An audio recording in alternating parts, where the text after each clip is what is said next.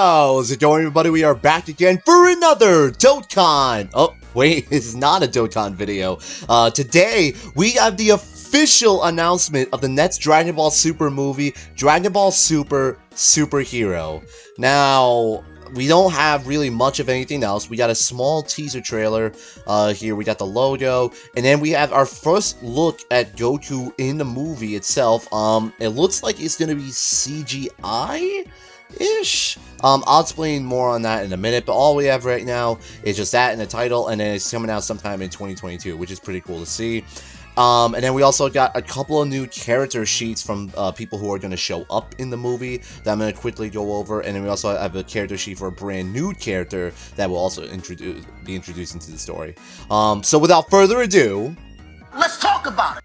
Alright, so let's quickly talk about it. I'm not going to waste too much of your time here. Nothing, like, it wasn't too anything crazy, like, absolutely game-breaking, like, Cooler was announced as the villain or something like that. I wish that was the case, but unfortunately that was not.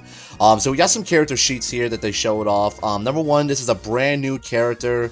No idea what his name is, but it looks like this guy will be the superhero of the movie or something like that. You know, some villain. My theory is that some villain is gonna come in, whoop this guy's butt, then he's gonna call upon Goku, yada yada yada. This guy might even transform or some crazy stuff like that. You can see he's got the two fins right here. He's got the different colorations. He might go through some form of change or whatever. So that's pretty cool to see. A very unique character. We haven't seen anything like that yet. So that's actually pretty cool to see. They showed off Piccolo's house in the movie, built in Namekian style. I guess that's fine. I guess we really didn't need to know that. And then we have some character sheets and the character designs for the characters that show up in the movie. Piccolo is one of them. Then we also have, you know, Piccolo with his gear on. And then we have this one.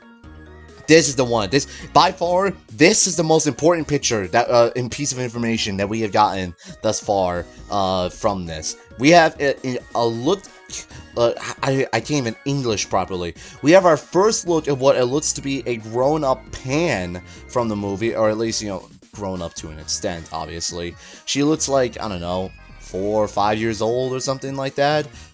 And I'm just thinking to myself, when does this movie take place? Like, isn't in the Dragon Ball Super timeline, like, Pan, like, at least 1 or 2 years old or something like that? So my first thought is, so wait, does this movie take place after the Moro arc, after the Granola arc, or something like that? Like, I'm literally so confused as to what is going on exactly. I mean, that's cool that this is like some form of time skip. Maybe if, you know, we see a older version of Pan, we could finally see an older version of Goten and Trunks. God forbid that were the case. But who knows? We'll have to wait and see on that part. Whatchamacallit. Then we also have the character sheet for Krillin. He's gonna come back in the movie. I guess that's cool to see. He's working at his police job as usual, so that's pretty cool.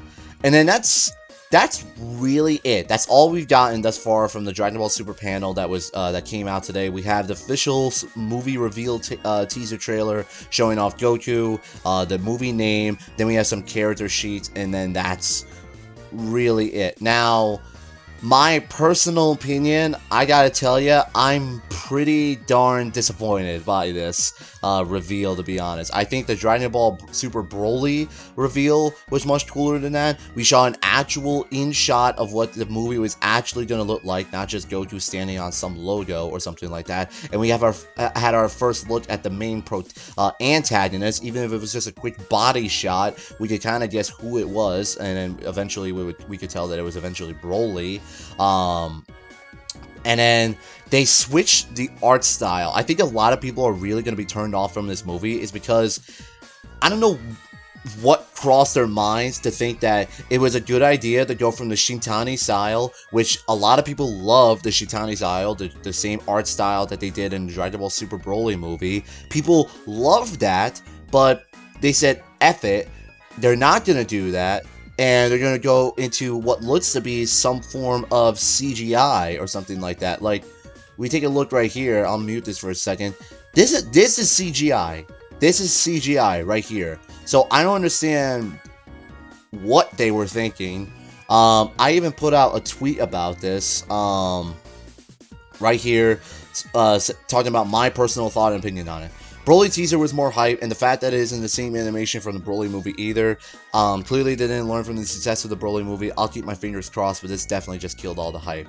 I mean, yeah, I stand by my statement. You may call it overreacting or something like that, but I don't understand why they would change something that they were working on, like that they succeeded with. Broly movie was by far the best Dragon Ball Super movie to date, and one of the best Dragon Ball movies in general, so I don't understand why they would decide to change it. And obviously we have a bunch of unanswered questions, like what the heck is with this time skip?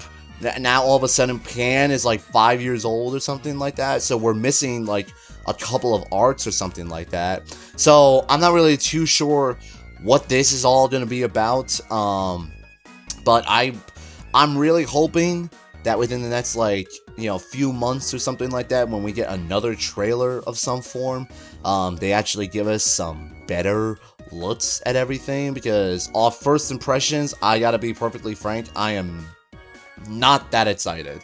I mean, who knows? Maybe the CGI will absolutely blow my mind or something like that. Mark my words, this is actually going to look a lot better in the movie or something like that. I just hope that they do good with this. Broly movie has some really high standards to surpass, per se, excuse me.